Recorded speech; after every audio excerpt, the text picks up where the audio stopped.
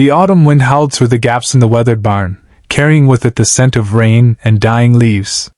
Sheriff Tom Brennan had been patrolling the back roads of Millbrook County for nearly 20 years, and he thought he'd seen everything these rural stretches had to offer. But as his cruiser's headlights swept across the abandoned Hutchins property that October evening, something made him slow down.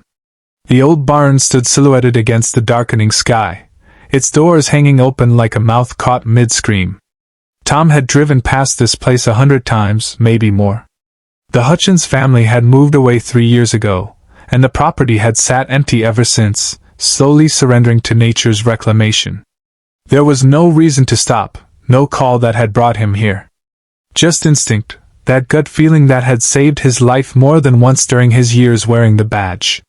He pulled onto the gravel drive, the tires crunching over stones and fallen branches. As he stepped out of the cruiser, the wind cut through his jacket, and he zipped it higher against his neck. The barn loomed before him, dark and uninviting. He grabbed his flashlight and started walking, his boots squelching in the muddy earth. That's when he heard it. A sound so faint he almost missed it beneath the wind's mournful song. A child's voice, thin and trembling, coming from inside the barn. Tom's hand instinctively moved to his weapon as he quickened his pace. He'd encountered squatters before, people seeking shelter in abandoned buildings, but something about that voice sent a chill down his spine that had nothing to do with the cold. The barn's interior was a cavern of shadows.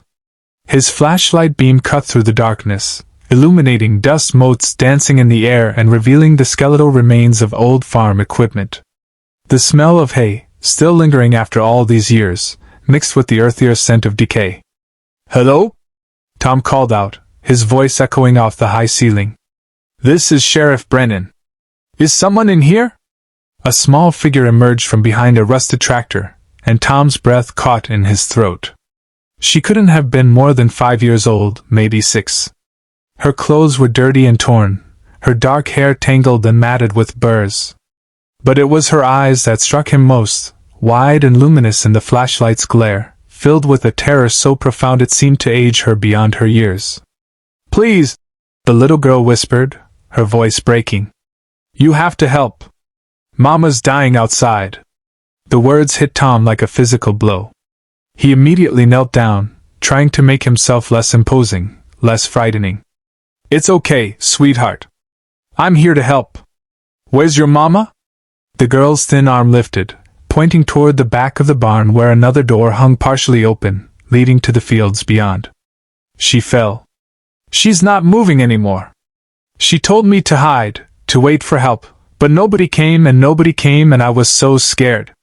Tom was already moving, speaking into his radio as he went, calling for an ambulance and backup. The little girl ran beside him, her small legs working hard to keep pace. As they burst through the back door, his flashlight swept across the overgrown field until it found what he was looking for.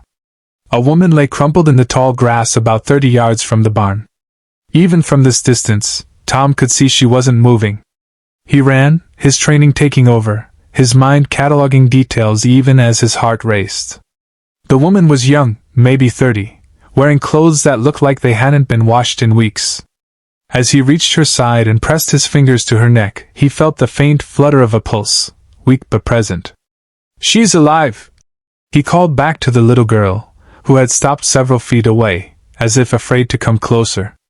"The ambulance is coming, honey. What's your name?" "Emma," the girl whispered. "Is Mama going to be okay?" Tom didn't answer immediately. He was too busy assessing the woman's condition, looking for obvious injuries. There was a gash on her forehead, blood dried and crusted around it. Her breathing was shallow, her skin pale and clammy. He pulled off his jacket and laid it over her, trying to keep her warm. "Emma, how long have you been here?" he asked, still working, his hands checking for broken bones, his eyes watching for any sign of the woman regaining consciousness. "I don't know," Emma said, her voice small and uncertain. "It was light when we got here. Mama said we just needed to rest for a little bit. She was so tired. But then she fell down and hit her head on that rock." The little girl pointed to a large stone protruding from the earth, its surface dark with what Tom now recognized as blood. The sound of sirens in the distance brought a wave of relief. Help was coming. But even as the ambulance pulled up and the paramedics rushed over with their equipment and practiced efficiency, Tom couldn't shake the questions multiplying in his mind. What were this woman and her child doing at an abandoned property? Why were they alone? Where had they come from? While the paramedics worked on the woman, loading her onto a stretcher and into the ambulance, Tom stayed with Emma. She stood rigid, watching everything with those two old eyes, her small hands clasped together so tightly her knuckles had turned white. "Emma," Tom said gently, crouching down again to her level. "I need you to come with me, okay? We're going to follow your mama to the hospital. But I need to ask you some questions. Can you do that for me?" The little girl nodded, but she didn't speak. Tom led her to his cruiser and helped her into the back seat, noting how she flinched when he fastened the seatbelt around her. As they followed the ambulance toward Millbrook General, he tried to engage her in conversation, to learn more about what had happened. "Where do you and your mama live, Emma?" Silence. "Do you have any other family? A daddy, maybe? Grandparents?" The girl's reflection in the rearview mirror showed her shaking her head, but still, she said nothing. "Were you running away from something?"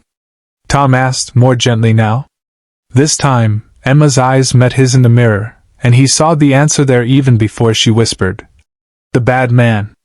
Mama said we had to get away from the bad man. She said if we could just get far enough away, we'd be safe." Tom's jaw tightened.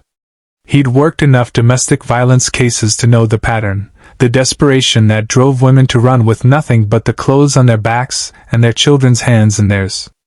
The way they ended up in places like abandoned barns, hiding, hoping, praying they'd made it far enough. At the hospital, while Emma's mother was rushed into emergency surgery for a subdural hematoma, Tom stayed with the little girl. A nurse brought her hot chocolate and a blanket. Another found clean clothes that were only slightly too big. Slowly, piece by piece, Emma's story emerged. Her mother's name was Sarah Mitchell. They'd been living in a trailer park 2 counties over with Sarah's boyfriend, a man named Derek Hale. Tom ran the name through the system and wasn't surprised when it came back with a record: assault, domestic battery, a restraining order violation.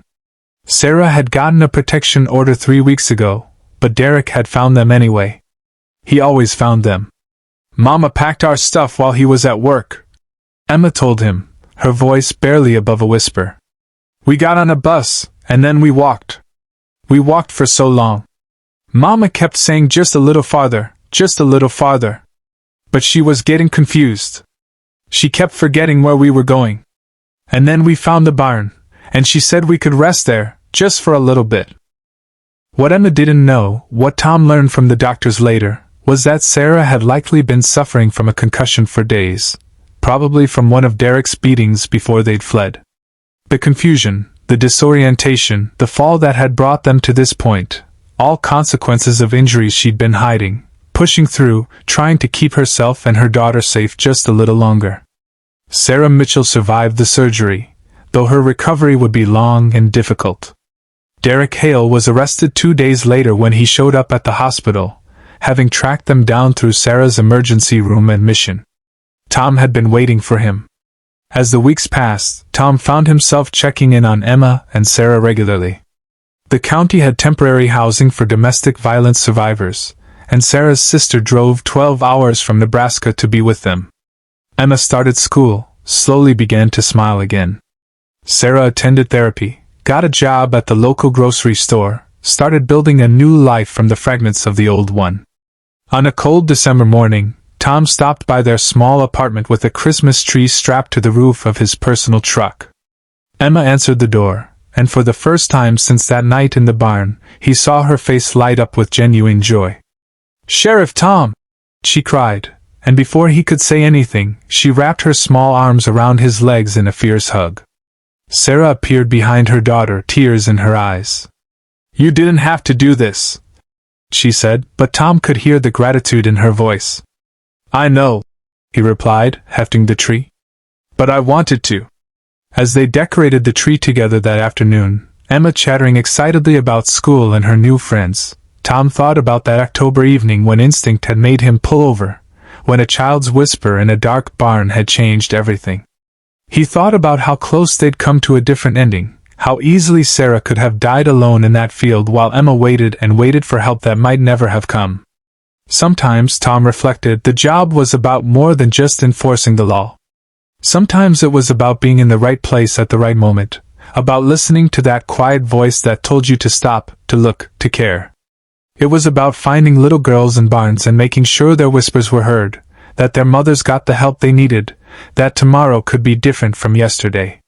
As Emma placed the star on top of the tree, her face glowing with happiness, Tom knew that this was one of those moments he'd carry with him for the rest of his life. Not because of what could have been lost, but because of what had been saved.